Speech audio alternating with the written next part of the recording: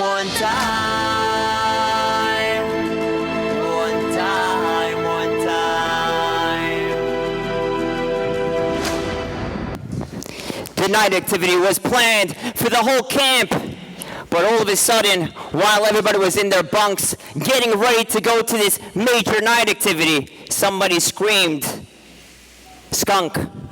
And everybody was frozen in their bunks. I mean, they saw it right in the middle. You see, there were bunkhouses all around, and right in the middle, they saw it. The skunk was right there. Everybody was petrified. They heard all sorts of things. If you get sprayed by a skunk, you got to take a bath with tomato sauce. They didn't want to go through that. And everybody stayed in the bunk. Some boys were throwing things, but others screamed, "Don't throw! Don't throw! He's going to spray you!" So everybody just waited in their bunks for the skunk to leave. But guess what? It was 20 minutes, 30 minutes. And the night passed by, and they all missed the greatest night activity of the year. All because of one little skunk. The next morning, there's a boy, his name is Binyamin. He's walking to shul, and on the way to shul, he sees in the middle of the lawn, he sees just a t-shirt and some socks on the lawn, and he's thinking somebody must have left their t-shirt on the lawn over there. But as he's walking, he says, "What? No way. No way. I can't believe that. That was what we thought this skunk was. It's in the same exact place. It wasn't a skunk. It was a t-shirt and socks, and we all missed night activity for that guy's t-shirt and socks." He told all his friends. They were laughing. They couldn't believe it. You see, it was dark outside, and it fooled them that it was really a skunk. You see, our eyes are very valuable, but sometimes they trick us. And when it's dark outside, you can't really see the correct thing. Two fingers, you understand what I'm talking about? Now, get ready for this. I'm going to blow your minds. How many of you read the Circle magazine? Nice. Represent. A few weeks ago, the Circle magazine did a study, and they were showing something that your eyes don't really see what you think they see. You see, I have a good friend, he's a photographer, and when you take pictures of food, it's very difficult. Because, for example, you're taking a picture of ice cream. You have a couple minutes till the ice cream melts. What do? You quickly get it from the freezer and you put it on ready for the camera. They do something else. You ready for this? They take mashed potatoes, put it in the cone, and that's what you're drooling. Ooh, I gotta have some of that. Really? You want mashed potatoes? But they're tricking you. Your eyes see that. And you're like, "I'll pay anything for that. I'll take some sprinkles on that mashed potatoes, and I'll take that." But you're getting tricked. I'll give you another example. Everybody likes a good steak. But how do they get the perfect steak? There's no such thing as the perfect steak, only in pictures, because it's fake. So they take a steak and they take magic markers. They take a Sharpie and they make the perfect lines. And you're like, I gotta get some of that steak. It's grilled perfectly. Doesn't exist. You want a Sharpie marker. That's what you want. And you guys want some more examples? Yes. Come on, say yes. Here we go. So, they'll take a cup of slush. Starbucks is advertising for our summer $3.99. Get yourself a nice slush with whipped cream on top. Well, whipped cream has a few minutes. What is on top? Shaving cream, exactly. And we're drooling. I gotta get some of that Starbucks. And the next example is a nice ice drink. Well, first of all, ice cubes are plastic. Second of all, how do they get it nice and bubbly and fizzy over there?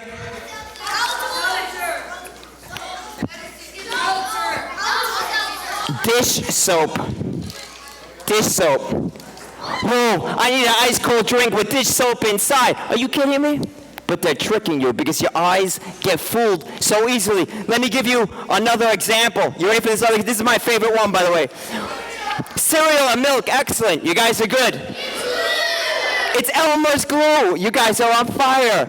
And you're thinking, I want a bowl of this cereal, but milk is going to make this cereal all soggy. So they take Elmer's glue, which is nice, bright and white, and they pour it into the cereal. And they're like, wow, that looks delicious.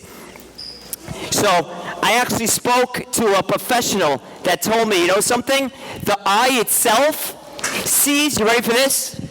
The eye sees upside down. That's right. When images go into the eye, it actually sees it upside down, but your eye flips it over before you actually see the image. So when it goes into your eye, you see it, the back of the eye, it sees it upside down, but your brain flips it over, which actually I heard that a newborn baby sees things upside down. So don't give a thumbs up sign to your newborn baby. You know what I'm talking about. So the eye is so valuable, but sees things upside down. Now, we should actually walk around, right? In a sense, when I take my kids to Target or Walmart, we're going just to get two things, and my kids say, oh, I really need that, Mommy. I really need that, Tati. I really need that. And before we know it, our wagon is full because their eyes trick them. Two fingers, understand what I'm talking about? Our eyes. Come on, we should be walking around blindfolded because our ears is what we need to use more. You guys ready for this? Watch this. Chachamim are actually called the Einei Hadar, the eyes of the generation, because they're the only ones that could really see correctly. We see things, we're like, I need some of that ice cream. Wise people, rabbis, they see deeper than what you see.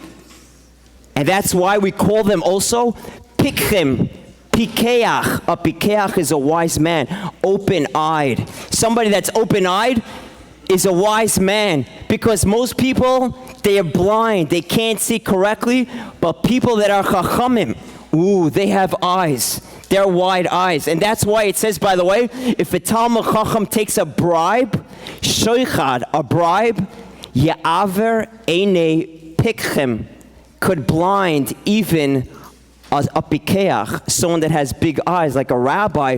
But when you take a bribe could even blind a pikeach. Two fingers, you guys are following what I'm talking about. So here's something very interesting. There's actually, so by the way, the most important tefillah, what we say, what's the most important tefillah we say every day? Shema. What do we do when we say Shema? Cover your eyes because we want to see the truth. Listen to the truth. Close your eyes because your eyes are fooling you. Two fingers, you understand what I'm talking about? Isn't that amazing? Now watch this. The symbol of justice in America, the symbol on the Supreme Court, that this is the truth. What's the symbol of justice? Somebody blindfolded, covering their eyes, listen to this, holding a scale. Why a scale? Because a scale, how do you say scale in Hebrew? Where's my Israelis? A scale in Hebrew is moznayim. A scale. How do you say ears in Hebrew? An oizen is ears. Moznayim oizen, because the ears help you keep your balance. When you hear something, that's a scale. The symbol of truth is blindfolded, and a scale, which means ears. Come on, two fingers, understand what I'm talking about over here. So what we're trying to say here is that your eyes could trick you. Now, by the way, listen to this. There was a teacher. One time. There was a teacher that wasn't so religious. I mean, he was Shomer Shabbos, he davened 3 times a day, but he taught in a Hasidic school in New York. And these were Hasidim. They were dressed in the full gear, but he came in jeans, a t-shirt, and the boys couldn't learn from him. They said, he's a goy. We can't learn from him. And he said, what? You know how good of a Jew I am? I daven, I learn, I keep the mitzvahs. Why are you better than me? But they refused to hear anything from him. And one day he decided he's going to teach them a lesson. He said, watch this. He says, boys, I brought in today a famous newspaper with the front cover has a famous rabbi, a great rabbi in Israel that came into the States. And I want to show you a picture of this grand rabbi. And all the boys were coming over, and they said, wow, we can see the Kedusha in his eyes. His beard is pumping out Kedusha, purity. They said, just look at his face. It's shining. You see the glow of Torah on his face. He said, boys, please sit down. Everybody sit down. He said, this is no picture of a grand rabbi. As a matter of fact, if he sees a grand rabbi, he'll want to kill him. He is one of the Muslim leaders. And you guys judged him by the way he looks.